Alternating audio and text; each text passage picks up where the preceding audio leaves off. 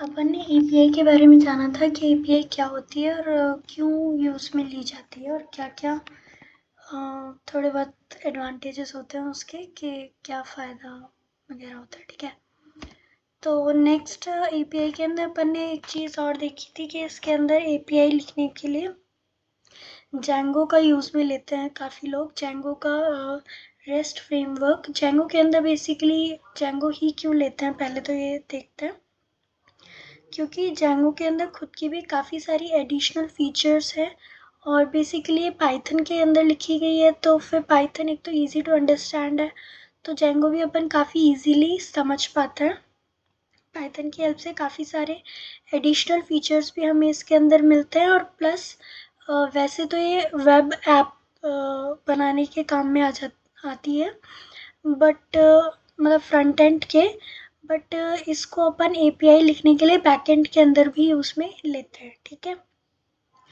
तो ये वाली चीज़ें होती हैं। अब इसके अंदर जेंगो के अंदर जब अपन लिखते हैं तो HTML के कुछ मेथड्स भी होते हैं जिसके अंदर होता है गेट, पुट, डिलीट और पोस्ट। गेट का मतलब तो सिंपल गेट करना, मतलब लेके आना, डेटा को स्टोर वगैरह कराना। पुट के अंदर क्या होता है मेरे पास, पुट का सिंपली मतलब होता है मेरे पास अपडेट करना, ठीक है। कोई भी नया डेटा भी अगर मेरे पास आ रहा है तो उसको ऑटोमेटिकली अपडेट करना, ठीक है। डिलीट का मतलब तो सिंपली डिलीट हो ही गया। पोस्ट का मतलब होता है एक तरीके से क्रिएट करना, ठीक है। कोई भी नई चीज़ मैं क्रिएट कर रही हूँ उसके अंदर, ठीक है। तो GPDP भी बोलते हैं इसको शॉर्ट में, जो भी कहते हैं।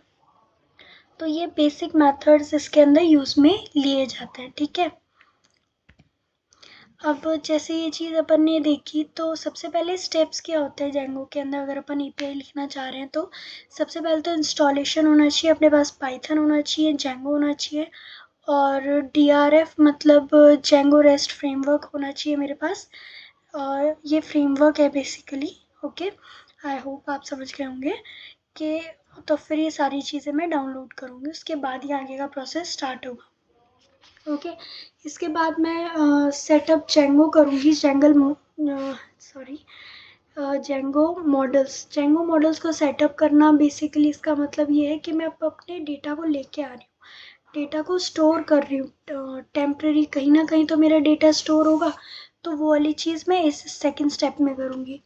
थर्ड के अंदर मेरे पास क्या होता है, सेट अप सीरियलाइजर्स, ठीक है। सीरियलाइजर्स का बेसिकली क्या यूज़ होता है, ये मेरे पास क्या करते हैं, कन्वर्ट करते हैं डेटा को जेंगो से जेंगो के ऑब्जेक्ट्स के अंदर। मतलब बेसिकली अब मुझे कन्वर्ट भी तो करना है क्योंकि मेरी जो एपीआई है वो खुद अपने आप में जेंगो ही समझती है, ठीक है। जेंगो नहीं, सॉरी, जेंगो याद आ रहा है, जेसन, ठीक है। तो जेसन के अंदर कन्वर्ट करती है क्योंकि जो मेरी एपीआईज होती हैं वो मेरा जेसन ही समझती है, ठीक है। तो कोई भी यूज़र है तो पहले मेरी जो भी रिक्वेस्ट है वो एपीआई के पास जा रही है, उसके बाद जब वो रिटर्न होके आ रही है, जाते टाइम वो जेसन में जाएगी और आते टाइम भी वो जेसन के अंदर कन्वर्ट होते ही आएगी। तो वो काम मेरा सीरियलाइज़र के अंदर होता है, ठीक है। फिर मैं सेटअप व्यूज़ करूँगी। व्यूज़ के अंदर क्या होता है, जितनी भी रिक्वेस्ट है वो मेरी व्यूज़ के अंदर ही जाती हैं, ठीक है। कि हाँ, कोई भी रिक्वेस्ट हो सकती है मेरी, कुछ भी, अगर एपीआई मैंने जिस भी बेस के ऊपर बनाई होगी तो वो क्या है, जो भी आंसर मेरा चाहती हूँ मैं, तो वो रिक्वेस्ट की फॉर्मेट में ही जा रहा है, तो वो सब कुछ मेरा व्यूज़ के अंदर स्टोर होता है स्टेप 4 में। फिर मैं करूँगी सेट यूआरएल्स, क्योंकि अब मुझे क्या करना है, उसे सेट करना है यूआरएल्स को, क्योंकि यूआरएल्स के बेस पे ही तो मेरा सारा काम होगा।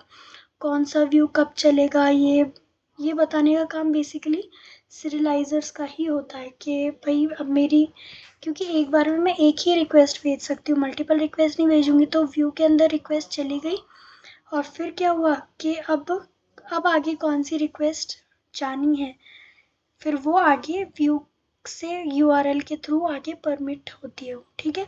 बेसिकली इसका ये काम भी होता है, मैपिंग के काम में आती है यूआरएल के और व्यू के, ठीक है।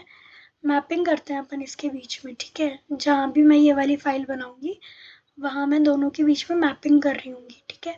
और टेस्ट योर एपीआईज के अंदर भी मैं क्या करूँगी, ब्राउज़र और पोस्टमैन के बीच में मैं एक रिलेशन जो भी होता है वो मेरा, मतलब अब क्या इनसाइट्स निकलेगा, तो वो मेरा उसकी हेल्प से निकलेगा।